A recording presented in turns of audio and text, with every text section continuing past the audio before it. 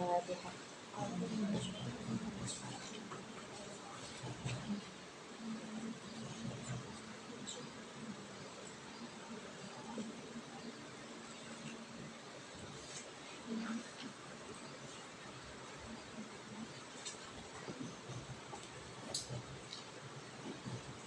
Sami dulu. Hari ini kayak sih mbak. Kalian kok ngapa sih ini? Masih sama liburan Maulid ya. Sampai medut bangun ya atau ombong kok. Bismillahirrahmanirrahim.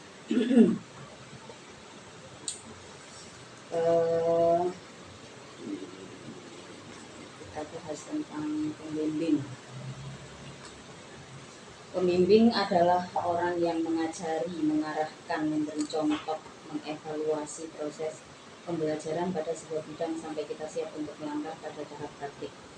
Mungkin di zaman sekarang ilmu begitu mudahnya didapat, bisa media pembelajaran bisa didapat di mana saja, tapi kemudahan tersebut justru berdampak kurang baik pada generasi masa kini. Ini terbukti ya, kalau di zaman dulu orang itu cari pembimbing harus keluar rumah, harus benar-benar menemukan sosok untuk dijadikan pembimbing. Jadi bisa dibilang kalau mungkin niat orang-orang zaman dulu itu kelebihannya itu kalau punya tekad itu ya banyak sekali yang harus dikorbankan ya, kayak misalkan keluarga, harta benda gitu nih, karena bekalnya otomatis mahal nih, menempuh perjalanan yang cukup jauh, apalagi populasi manusia di zaman dulu itu belum sebanyak sekarang. Karena itu kalau dipikir-pikir loh, kok di zaman dulu itu perdagangan global sudah terjadi ya, padahal transportasi tidak semudah sekarang. Nah sekarang kembali lagi, zaman sekarang dengan kemudahan itu justru banyak orang yang merasa alah gampang kan gitu, alah engko aja gampang karena semuanya begitu mudahnya didapat. Tapi kalau zaman dulu kan sudah orangnya sedikit gitu, rumahnya juga jarang gitu, otomatis kalau cari pembimbing itu ya harus keluar rumah gitu nih, harus konsultasi kepada orang tuanya, kepada guru yang sebelumnya gitu. Itu memang ya itu di zaman dulu seperti itu, tapi bukan berarti di zaman sekarang ini sepenuhnya jelek, mboten. Justru kalau kita bisa mensyukuri kemudahan itu, misalkan seperti media ngoten nggih, kita bisa mensyukuri generasi sekarang sebenarnya peluangnya justru juga lebih besar, apalagi perputaran waktu, perputaran uang, terus kemudian populasi manusia, gitu. Semuanya kan juga cepat gitu. Nah sebenarnya kita juga nggak perlu cepet-cepetan gitu, tapi yang terpenting adalah dalam hal ini kita, nah di sini salah satu manfaatnya pembimbing, kita jadi nggak kesusu kayak misalkan melihat pencapaian orang lain yang seumuran misalnya. Kalau zaman dulu mungkin orang itu jarang iri gitu, maksudnya karena nggak banyak kompetitor. Kalau sekarang kan seakan-akan kadang-kadang kalau kita terjebak di sosial media saja, kita seakan-akan harus sih kompetisi ambek orang yang ada di sosmed, padahal kan saling kenal lagi gak.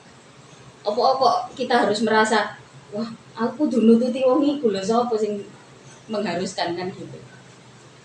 Nah itu memang di zaman sekarang zamannya sudah seperti itu. Nah yang namanya pembimbing itu tujuannya adalah supaya kita ada yang mengarahkan, tetap penting pembimbing niku istilahnya apa nih, kayak dari zaman ke zaman istilahnya kita tetap butuh orang yang menemani kita bertumbuh gitu. Kayak misalkan entah itu kalau pembimbing ya otomatis mentor nih, guru istilahnya. Di antara dampak yang cukup jelas adalah malasnya orang sekarang untuk sekedar mengulik, apalagi sampai menganalisis sebuah ilmu tertentu. Nah, kalau zaman dulu, sampean lihat sejarah orang-orang zaman dulu, ilmuwan-ilmuwan zaman dulu, kayak orang-orang generalis itu banyak. Bukan generalis, bahkan kayak expert generalis gitu. Seperti apa namanya? Ilmuwan-ilmuwan di zaman dulu, Imam Ghazali sendiri itu berapa banyak disiplin ilmu yang dikuasai, padahal beliau bukan istilahnya apa ya, kayak ulama zaman dulu kan juga banyak yang umurnya tidak terlalu panjang. Nah, yang ditakdirkan berumur panjang biasanya wawasannya jauh lebih luas, gitu. Kayak keilmuannya benar-benar luas. Seperti ketika kita melihat sejarahnya Sunan Kalijogo. Sunan Kalijogo itu dalam catatan sejarah beliau adalah wali songo yang usianya paling panjang, sampai 100 sekian usianya. Jadi masa apa saja yang dilewati oleh Sunan Kalijogo. Jadi kan Wali Songo itu kan sebenarnya bukan hanya 9 wali yang biasa kita ziarah ini pun. Jadi Wali Songo itu adalah wali-wali yang disepakati untuk membimbing masyarakat pada saat itu. Nah, biasanya itu ada periode-periode tertentu. Jadi maka biasanya kan kayak Sunan Giri itu ada sama putra-putranya, sama apa namanya, sama ayah sama kakeknya gitu. Nah, memang Wali Songo itu sebenarnya yaitu tadi kayak wali-wali terpilih, jumlahnya 9 orang, tugasnya adalah untuk bimbingan agama terhadap masyarakat. Pada saat itu di dalam sejarah itu Sunan Kalijogo itu memiliki kelebihan, diantaranya ilmu sosial, ilmu politik. Bahkan raja-raja di tanah Jawa itu rata-rata penasehatnya itu adalah Sunan Kalijogo, karena usia beliau panjang, usianya cukup panjang. Jadi kayak di kerajaan beliau itu menjadi wali, menjadi bagian dari Wali Songo itu mulai dari masa-masa akhir Majapahit sampai kemudian berpindah pemerintahan jadi Kesultanan Demak, sampai kemudian menjadi Mataram. Itu raja-rajanya semuanya adalah bimbingan Sunan Kalijogo. Nah, di zaman dulu banyak sekali orang-orang yang punya keahlian, jadi menguasai ilmu tertentu itu bukan cuma satu gitu, tapi banyak disiplin ilmu yang dipelajari gitu. Sementara dengan kemudahan di era sekarang, ya kita lihat generasi kita aja wis gak usah ndelok wong liya ngoten. Kita ndelok awake dhewe ae. Wong napa jenenge dikai pelajaran sing rada angel titik perasaane. Apa istilah sekarang itu, ada istilah gara-gara orang-orang terlalu menggembar-gemborkan kesehatan mental, akhirnya terjadilah yang namanya glorifikasi kesehatan mental gitu nih. Kayak dikit-dikit oh dibully aku ini, dikit-dikit oh tertindas aku ini. Nah itu kayak misalkan oh pusing aku gak passion nang pelajaran iki, nang ilmu iki gitu. Itu namanya glorifikasi kesehatan mental. Jadi kayak terlalu, akhirnya jadi apa, mentalnya jadi lembek gitu. Ini di satu sisi ya baik, tapi di sisi yang lain kok kadang-kadang pasti muncul lah pertanyaan di benak kita nih, kok ilmuwan kok orang-orang zaman dulu itu penguasaan ilmunya jauh lebih maju ya dibandingkan orang-orang sekarang gitu. Itu pasti terjadi pertanyaan seperti itu karena itu fakta nih, itu fakta yang kita sendiri saksikan, mungkin kita sendiri juga rasakan ini di diri kita gitu.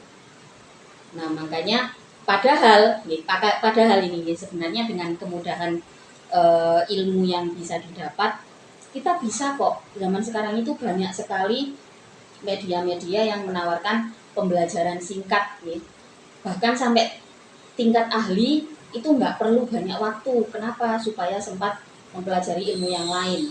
Nah, tren itu sekitar 5 tahun ini benar-benar berusaha diwujudkan oleh orang-orang ketika terjadi pandemi.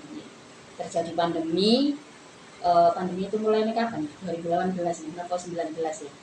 Itu orang sudah mulai kilo kok terjadi seperti ini gitu.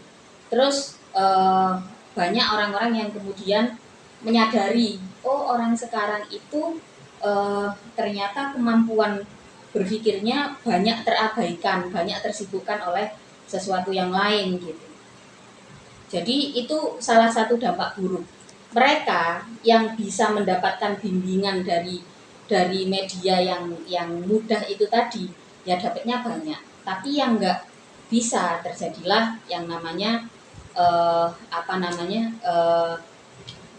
apa sih istilah itu, jadi kayak abai gitu loh. Allah podo ae ambek Allah itu kan ono nang Google. Allah kayak sekarang nih, kayak orang zaman dulu, misalkan gak usah sing terlalu biyen nih. Orang-orang seumuran saya waktu misalkan usia remajanya, rata-rata menghabiskan waktu misalkan di perpustakaan atau di toko buku untuk membeli buku. Sekedar pengen paham opo ae, tuku buku, diwaca sampai paham, diulang-ulang. Tapi eh, kemudian generasi yang lebih muda daripada saya memang perkembangannya lebih cepat tinggi. Misalkan lebih mudah memahami sesuatu karena memang sudah ada pendahulunya. Teknologi sudah semakin canggih, informasi ada di genggaman. Tapi apakah kemauan untuk mendapatkan bimbingan itu atau memanfaatkan kemudahan itu juga berbanding lurus? Ternyata kan enggak. Jadi untuk mendapatkan sebuah informasi kadang-kadang kita harus punya alasan kuat dhisik. Opo pentingnya gaya aku, opo pengaruhnya gaya aku. Nah itu termasuk dampak buruk dari kemudahan informasi di zaman sekarang. Kayak kelihatannya bagi sing menyebarkan informasi, oh ini penting, generasi saiki harus tahu kan gitu. Tapi bagi sing trimo ala padha ae ambek sing liyane. Aku wis tau maca sih iki. Nah itu kayak jadi ya memang itu fenomena nih, itu terjadi. Inilah pentingnya pembimbing, karena kalau kita punya pembimbing itu enak. Saya aja di dalam waktu itu untuk ambil ambil bimbingan branding ya saya lebih seneng ini buku-bukunya orang ini gitu misalkan, atau saya waktu itu memang mengikuti buku-bukunya Pak Jaya Setiabudi. Terus kemudian buku-buku pengembangan diri saya juga baca. Tapi saya tidak mengabaikan pembimbing saya yang asli gitu. Dalam hal ini saya sudah punya guru gitu. Saya punya abi gitu. Saya punya guru-guru saya yang di pelosok gitu. Kalau misalkan relevansinya itu dekat gitu dan bisa berkorelasi dengan baik, ya saya akan terima informasi-informasi itu dengan baik. Terus ketika saya menggali satu disiplin ilmu tertentu, misalkan desain grafis, ya gak asal apakah wis bimbingan nanggone YouTube iku wis tak ikuti mentah-mentah mboten saged. Saya harus cari benar-benar kreator yang cocok, terus kemudian yang saya bisa dapat sertifikasi dari situ gitu nih. Mengikuti kompetisi lah untuk uji kompetensi saya secara pribadi gitu. Terus ada orang yang saya tanya-tanyai untuk saya berkembang di ilmu tersebut. Tetap kita akan butuh orang yang bisa punya problem solving untuk kita. Ibarat kata gini, misalkan sampai tipe orang yang nggak suka baca, kan ya males mau coba tutorial, gitu kan? Nek rata-rata orang Indonesia gak seneng tutorial sing untuk tulisan itu gak seneng. Niku wis rata-rata wis. Mboten napa-napa. Pancen zamane saiki informasi tidak hanya berbentuk tulisan. Nggih kan? Jadi kalau misalkan saya lebih suka mendengarkan. Ada lagi orang itu yang lebih suka bertanya. Jadi nyoba dulu, setelah kesulitan, yang penting ada ada pembimbing yang saya tanyai. Nah itu sebenarnya pengaruhnya akan lebih baik nih, akan jauh lebih baik daripada sampai liar cari informasi yang istilahnya tadi yang ya gitu, yang kadang-kadang mirip-mirip gitu. Terus akhirnya sampai jadi trust issue sama informasi yang ada. Lah daripada gitu mending langsung tanya, cari orang yang benar-benar bisa mengajari gitu nih, atau cari cari kelas-kelas kelas-kelas webinar kan sekarang banyak nih, entah itu yang berbayar. Biasanya sing ada bimbingan yang kita bisa konsultasi itu kan berbayar nih, kayak di aplikasi Kunci. Ada aplikasi itu namanya Kunci gitu. Itu isinya ada banyak bimbingan, banyak sekali kayak bimbingan bisnis apa segala macam gitu. Kalau yang gratis kita nggak bisa konsultasi, tapi ada yang apa namanya kayak misalkan ownernya ini dia membagikan ilmunya membuka bisnis minuman gitu misalkan. Itu eh, kalau kita ambil yang kelas gratis kita nggak dapat konsultasi gitu. Terus nah kalau misalkan butuh konsultasi, oh ya berarti kita harus rela investasikan jenenge kita belajar ada apa namanya ada maharnya gitu ya untuk pembelajaran tertentu. Ini jadi di zaman internet seperti saat ini peluangnya lebih besar. Jadi bisa apa namanya bisa memungkinkan generasi sekarang itu untuk kembali seperti generasi misalkan kejayaan ilmu pengetahuan di zaman dulu mungkin akan bisa kembali gitu karena sekarang semua orang bebas mau belajar apa aja bebas forumnya juga nggak harus di kelas gitu kan apalagi di dalam apa pandemi itu kemarin membentuk sebuah tren baru ya kelas daring itu kan ya wis antara ada dan tiada gitu. Tapi nyatanya itu berjalan loh. Kelas-kelas daring itu kalau bisa mengikuti dengan baik, terus kemudian sekali waktu karena sekarang sudah nggak pandemi ya, sekali waktu apa biasanya mentornya itu memberikan memberikan kesempatan untuk face to face gitu untuk bertanya langsung untuk mengenal orangnya secara langsung gitu jadi pemanfaatan teknologi untuk untuk mencari pembimbing yang tepat itu sangat-sangat mungkin dan sangat-sangat bisa gitu. Sangat-sangat mungkin dan sangat-sangat bisa tapi syaratnya satu sampean harus fokus mau ambil apa ini makanya biasanya kalau mau cari mentoring gitu cari-cari dulu cari mana yang bahasanya sampean sekira pas gitu ya terus kayak misalkan apa namanya mana yang cocok lah untuk gaya sampean untuk pribadi sampean gitu nah itu akan menjadi apa namanya akan menjadi bekal tersendiri ke depannya gitu akan menjadi bekal tersendiri penting jadi seorang mentor seorang pembimbing itu sangat-sangat penting. Jadi supaya ke depan itu ada ketika ada kesulitan gitu bisa konsultasi. Jadi kayak kalau di Indonesia itu ada ya yang merangkap satu profesi yang merangkap jadi mentor itu biasanya kayak pincai itu ya pimpinan cabang perbankan. Nah itu biasanya padahal kan dia hanya sebagai pendana ya tapi biasanya pasti wong itu ngerangkep jadi konsultan gitu kayak orang nggak minta saran dikasih saran kadang ya lek sing cocok wah ini isok kita jadikan rujukan gitu tapi lek gak cocok sekalian ngomong sing penting kan aku iki butuh duit ngono jarine sing utang koyo ngono ada lagi yang ngerangkep konsultan itu biasanya notaris jadi yang apa namanya melayani surat menyurat itu biasanya ngerangkep jadi konsultan. Nah kalau konsultan bisnis, kalau sampean sudah bisnis misalkan nanti ditakdirkan punya bisnis yang besar gitu, itu kan ada banyak yang diurus. Sampean butuh konsultan pajak, sampean butuh konsultan sipil gitu. Kalau konsultan itu apakah itu juga bisa disebut dengan pembimbing gitu? Ya tentu saja iya karena tapi pembimbingnya di sini tentu saja bukan pembimbing secara general nih bukan kok sampean sebagai pengusaha terus pembimbingnya orang itu mboten tapi orang ini membimbing dalam hal pembayaran pajak gitu. Terus ada lagi yang membimbing dalam hal pembelian aset gitu misalkan terus ada lagi kalau branding consulting itu biasanya membimbing dalam hal branding bayarannya lomarang biasanya jadi kayak konsultan bisnis itu eh, bisa dibilang kalau orang pakai konsultan bisnis untung ya untung ya karena kan bayarannya konsultan niku apa ya rada aneh sih sakjane niku kula menjalankan bisnis mboten nate ndamel konsultan nih tapi dari orang-orang dari teman-teman yang pakai konsultan itu kalau berhasil memang bisa bener-bener berhasil gitu nih karena kan si konsultan ini akan terus mendampingi benar-benar mendampingi mulai dari sistem produksi terus kemudian branding sampai ngelepas barang ke masyarakat gitu. Tapi bayarannya ini nggak masuk akal.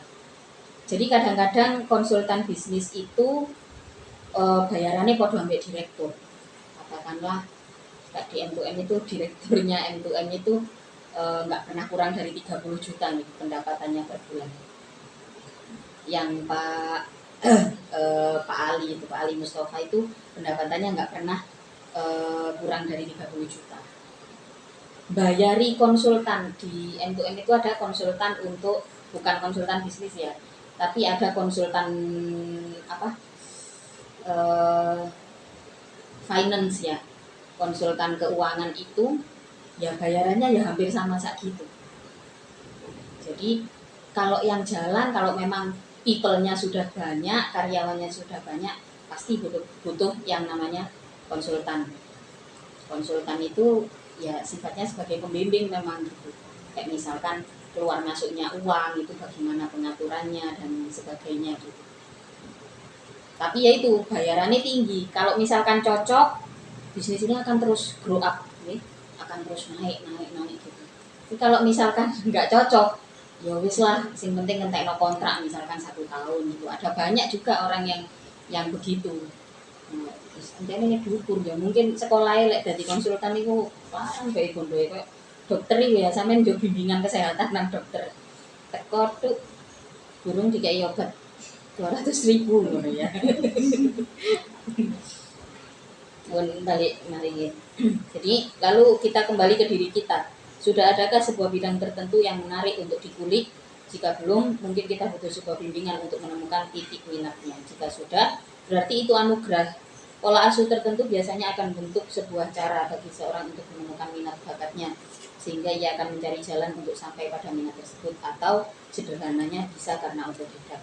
Jadi kadang-kadang di antara kita ada ini, mungkin saiki sampean sik gurung nemu aku iki senenganku apa yo. Kalau dulu memang saya tipe orang yang gak ngerti aku pengen opo, pokoknya sembarang sing pengen tak pelajari, nggak ada kayak ekspektasi ke depan saya pengen jadi ini gitu, saya pengen belajar ini, itu nggak ada. Memang ono kesempatan belajar apa tak lakoni, tak pelajari, ya tak nikmati lah, aku seneng ya tak nikmati lah, ternyata gak seneng wis sing penting iso. Tapi saya memang percaya satu hal, ketika saya menambah satu skill gitu nih, satu kemampuan, entah itu berbentuk kemampuan fisik atau knowledge nih atau ilmu pengetahuan itu, saya yakin bahwa oh itu kan untuk menambah value saya gitu, untuk menambah nilai diri saya. Gak peduli mene-mene aku kate lapo. Itu saya menjalani usia remaja saya dengan cara seperti itu, memang gurung nemu.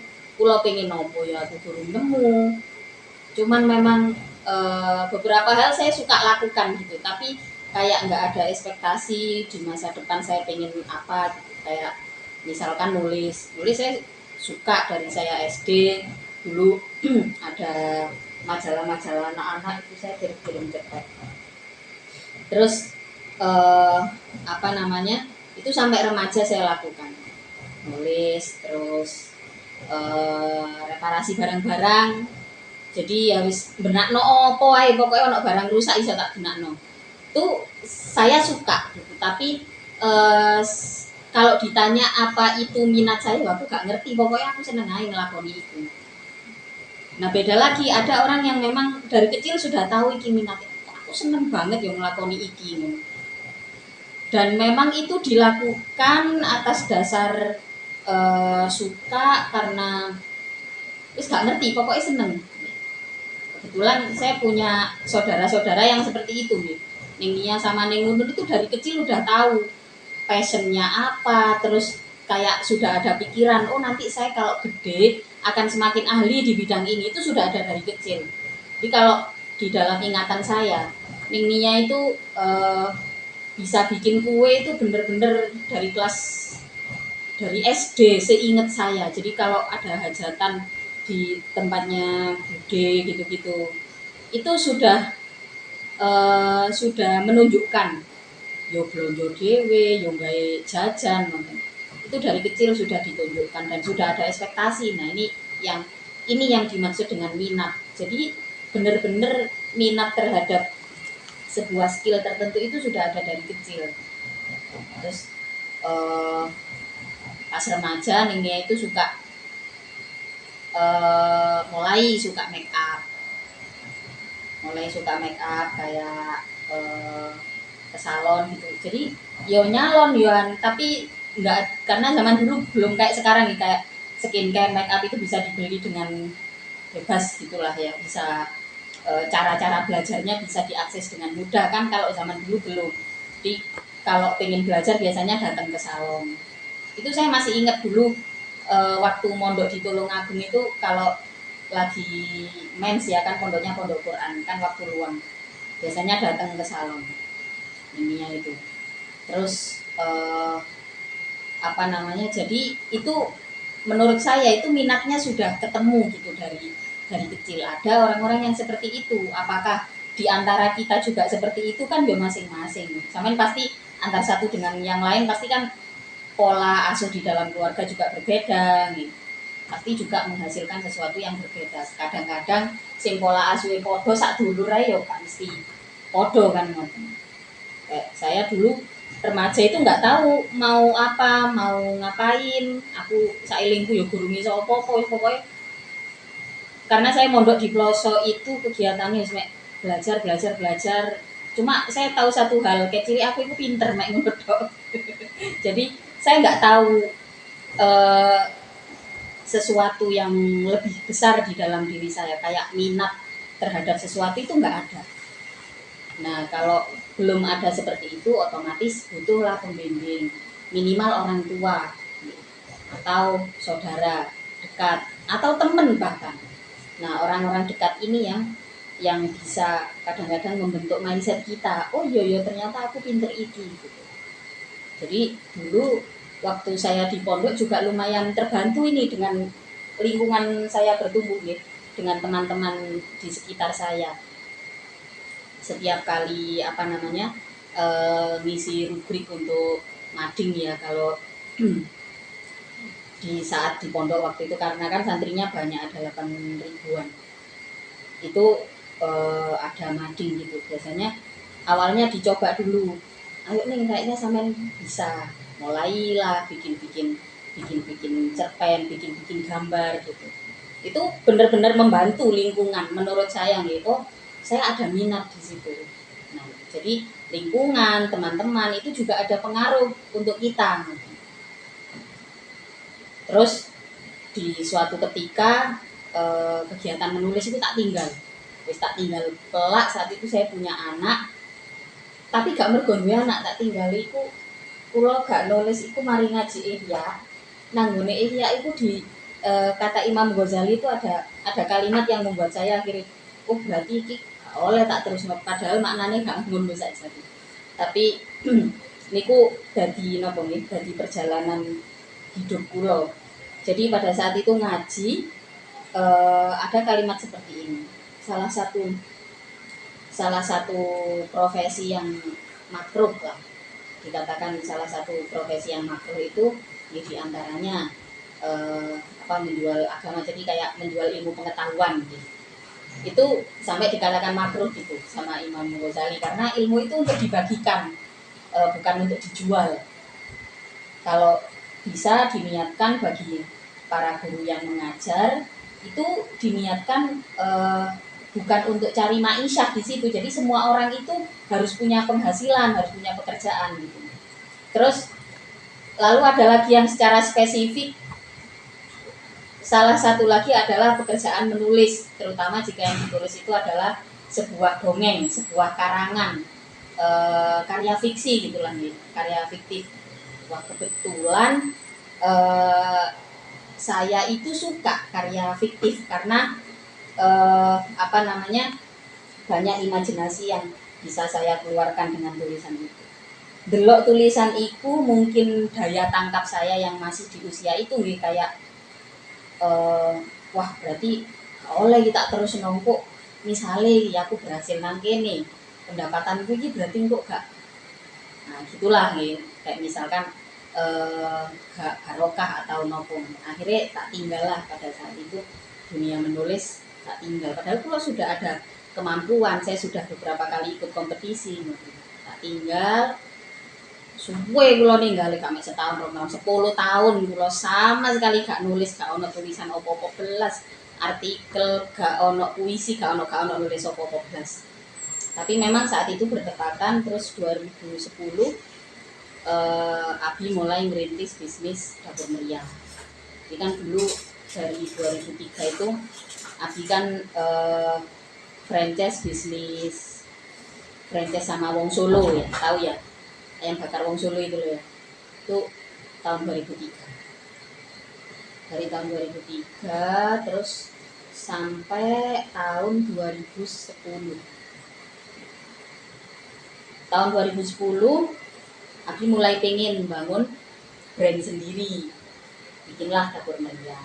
Jadi ya bertepatan lah pada saat itu wis aku gak nulis lagi ngono. Berarti aku belajar liyane.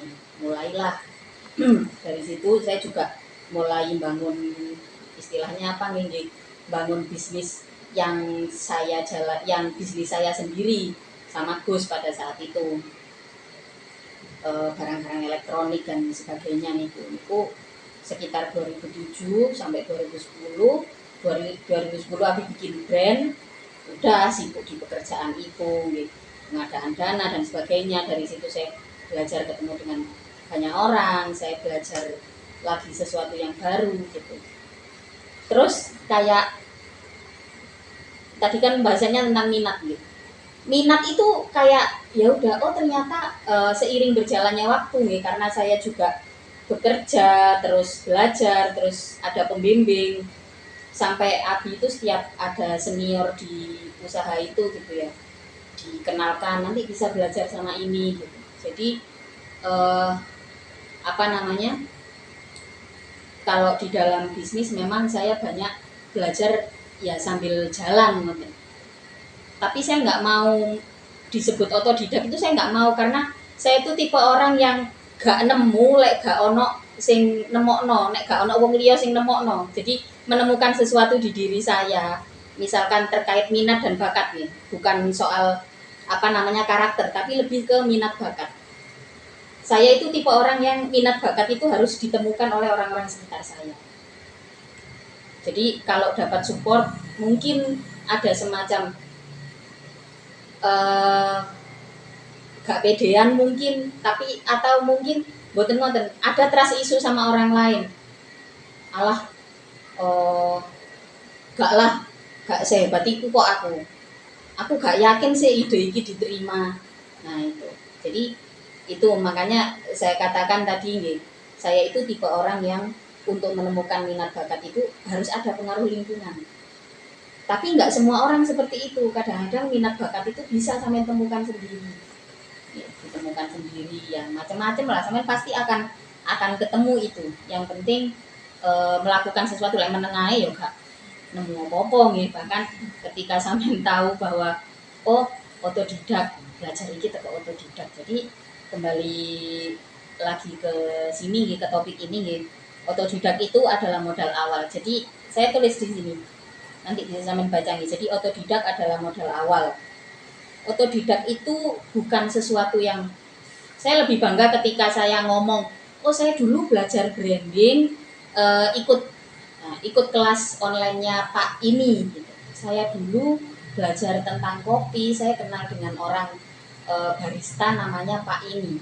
Jadi saya itu justru nggak terlalu bangga nyebut oh bisa dari mana otodidak. Kenapa? Karena orang-orang otodidak itu biasanya apa ya, tidak bisa mengukur, tidak bisa uji kompetensi dengan orang lain. Nah maka saya katakan otodidak itu anugerah, tapi itu modal awal, paham ya? Jadi kalau sampean sudah punya minat dasar, sudah punya kemampuan dasar, sampean berarti sudah punya modal awal. Mungkin sampean tidak perlu orang lain untuk menemukan minat bakat sampean sudah ada ini minat apa namanya, sudah punya skill pribadi yang bisa sampean kembangkan. Tapi biasanya memang dari otodidak ini akan sulit regenerasi atau membentuk sebuah tim, ini akan sulit. Oke, jadi kalau mau membentuk sebuah tim, sampean nggak bisa hanya mengandalkan otodidak. Kalau untuk membentuk sebuah tim, sampean perlu knowledge yang lain, sampean perlu ilmu pengetahuan yang lain. Jadi kalau sudah ada minat bakat, wah berarti sampean sudah punya modal. Jadi saya ingat sekali, mulai Maura itu saya 2013, 2014 saya ikut event besar.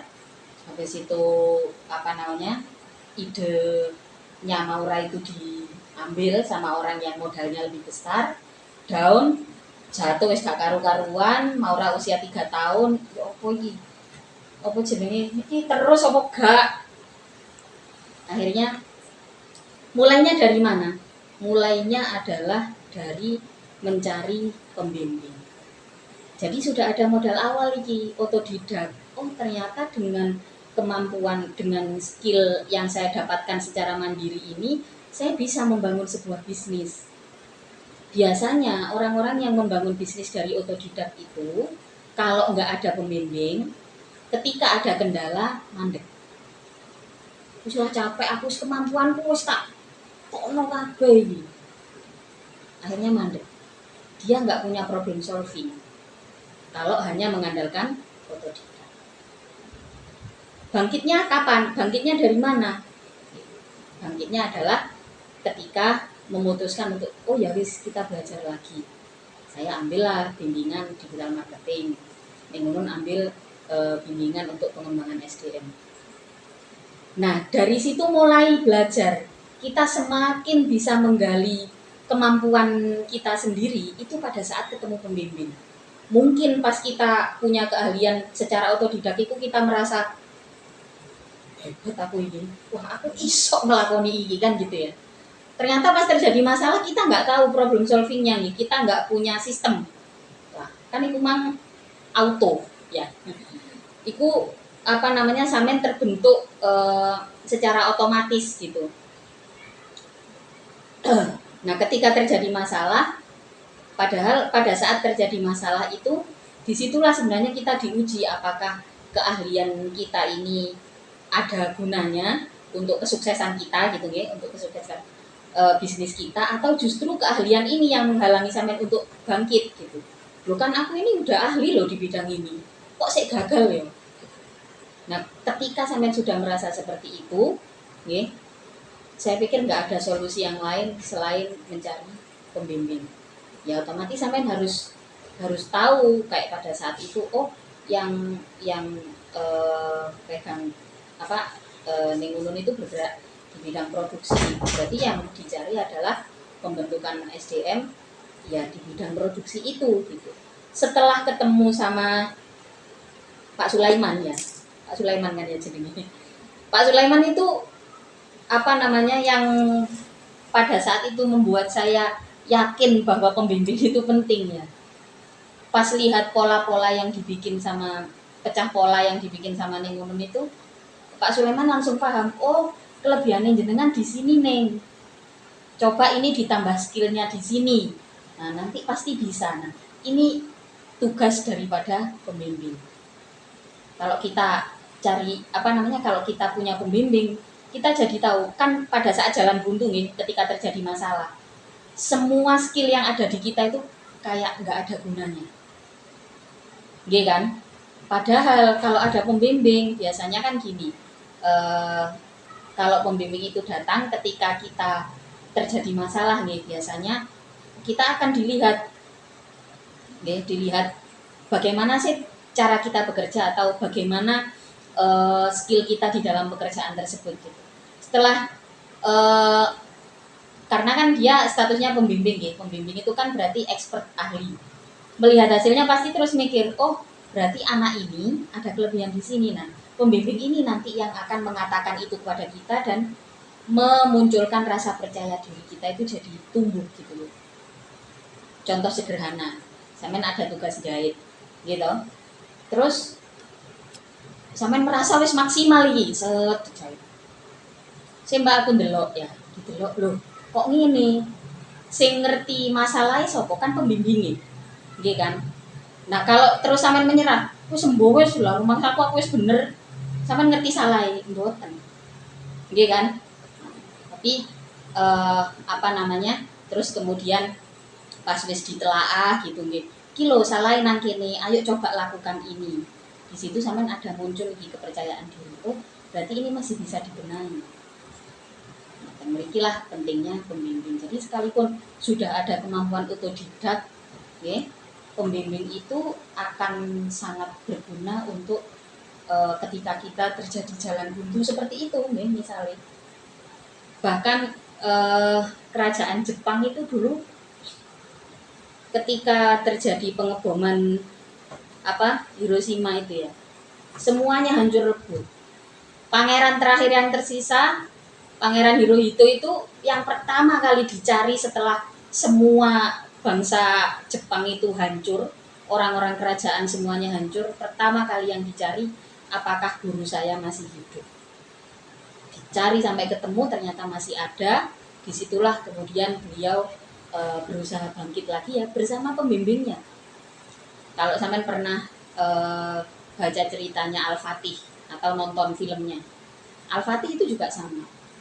Jadi Raja Al-Fatih itu punya seorang guru, punya seorang pembimbing yang benar-benar mendampingi. Karena kan Al-Fatih itu beliau jadi raja di usia yang relatif muda nih, jadi sangat-sangat muda. Terus kalau Kesultanan Islam nih, Emirat, kerajaan-kerajaan Islam zaman dulu itu pangeran kan pasti ada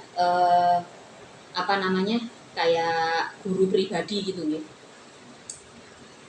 Jadi beliau ini selama perjalanan, Al-Fatih ini kan menggantikan ayahnya di usia yang sangat muda beliau. Yang membersamai untuk bertumbuh siapa? Ya pembimbingnya, gurunya.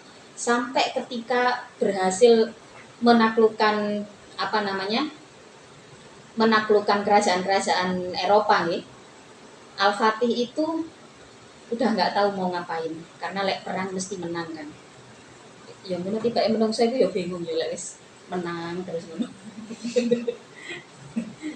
Akhirnya minta bimbingan juga kepada gurunya. Saya harus apa? Nah, ini pentingnya seorang pembimbing. Bahkan saya menyaksikan sendiri nih. Ketika Umi wafat, Abi kan pengen yang bener-bener yang dicari-cari sama Abi, karena gurunya Abi yang tersisa adalah tinggal Mbah Yai Huda Ploso. Akhirnya beliau telepon ke Mbah Yai. Telepon apa yang Abi katakan? Yang Abi katakan adalah mengutarakan keinginannya, terus rasa terima kasihnya gitu ya, karena dulu memang yang menjadi jalan jadinya Abi sama Umi ini kan Mbah Yai Huda. Jadi waktu itu telepon bersaksi gitu, kayak menyatakan kepada Mbah Yai bahwa saya kehilangan putri jenengan yang jenengan berikan kepada saya gitu. Terus sampai Abi juga dawuh mohon doanya Yai, nanti insya Allah saya yang akan mentalkin jenazah putri kesayangan jenengan, karena Umi itu waktu itu termasuk santri putri pertama. Jadi dari ceritanya Pak Burhan itu Abi termasuk Umi itu santri putri pertama di angkatan pertama di Al-Falah Ploso. Jadi dekat sekali memang dengan Mbah Yai Huda. Terus jadi tetap ketika detik-detik terakhir di dalam hidup beliau, ya yang diingat adalah guru-gurunya, pembimbing-pembimbingnya di dalam menjalani perjalanan hidup itu nih, meraih sukses dan sebagainya. Jadi inilah kalau sampean sudah punya modal otodidak, jangan terus berbangga diri.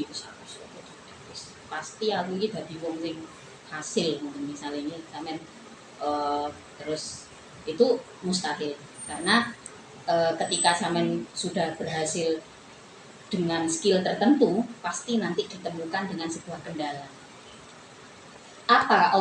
Untuk apa fungsinya Allah berikan kendala itu? Ya untuk menguji kompetensi kalian di bidang tersebut. Apakah dengan rasa bangga sampean terhadap otodidak itu terus bisa menyelesaikan masalah ini, atau justru kalian menyerah? Nah, disitulah peran seorang pembimbing menjadi sangat-sangat kita harapkan. Atau nanti untuk otodidak ini bisa sampean baca sendiri nih.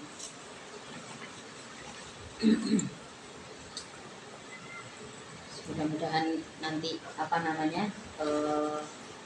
kayak yang terhubung dengan sampean sebagai guru-guru kita gitu nih, kita bisa terus sambung karena kalau hubungan murid dan guru itu sebuah hubungan yang dijanjikan abadi gitu. Sampai dikatakan di dalam hadis, saat manusia sudah memenangkan dirinya gitu, ketika pada akhirnya nanti dapat syafaat untuk masuk surga ini Rasulullah menyaksikan nih, ketika ada orang-orang soleh yang masuk surga kebingungan mau masuk dari pintu yang mana, mungkin karena amal baiknya sangat banyak jadi banyak pintu dibuka. Dalam kebingungan itu orang yang soleh, orang yang cinta dengan ilmu pasti dihubungkan dengan gurunya. Dia pasti akan cari gurunya, kayak saya harus masuk ke pintu yang mana, itu pasti yang dicari adalah gurunya. Jadi hubungan antara kita dengan pembimbing kita itu ilmu apa? Ya ilmu apa saja nih. Wong di dalam ilmu akhirat saja dijanjikan seperti itu. Apakah itu juga berlaku dengan ilmu-ilmu dunia seperti ya misalkan skill-skill fisik semacam itu gitu. Bisa iya bisa tidak, bisa iya bisa tidak, tergantung keyakinan manusianya kan gitu gitu. Tergantung keyakinan sampean. Tapi yang jelas pembimbing di dalam sebuah bidang tertentu itu penting ya, penting. Misalkan kalau pengen ahli di bidang ini ya cari pembimbing sampai berhasil yang bisa dikonsultasi. Kenapa? Nanti kalau sampean punya pembimbing, sampean bisa membimbing karyawan misalkan, atau membimbing anak sampean sendiri. Kalau nggak ada pembimbing, sampean nggak akan bisa ini. Padahal yang namanya bisnis itu harus mudah dikembangkan. Mudah dikembangkan itu dalam artian ilmunya bisa dengan mudah ditransfer kepada orang lain. Makanya dulu itu kalau dulu kan ada dukun yang langganan pondok itu Mbak Mo itu. Paling sudah meninggal sudah lama. Itu kalau bikin apa-apa, bikin jamu atau apa gitu, kalau ditanya sama Umi, resepnya apa iki Mbah? Terus orangnya jawab, oh nggih rahasia Nyai. Itu jawabnya Umi mesti gini loh, ape urip sak lawase ya Mbah gitu. Jadi itu sebuah celetukan yang jadi pembelajaran penting gitu bagi saya. Oh tiba setelah di dalam perkembangan zaman kita gak iso nggak rahasia-rahasia ya betul ya ape urip sak lawase ta resep itu disimpan. Kalau ingin bertumbuh ya otomatis kita harus regenerasi kan gitu. Nah, kita bisa regenerasi kalau kita ada pembimbingnya. Nggih, wallahu a'lam bishawab.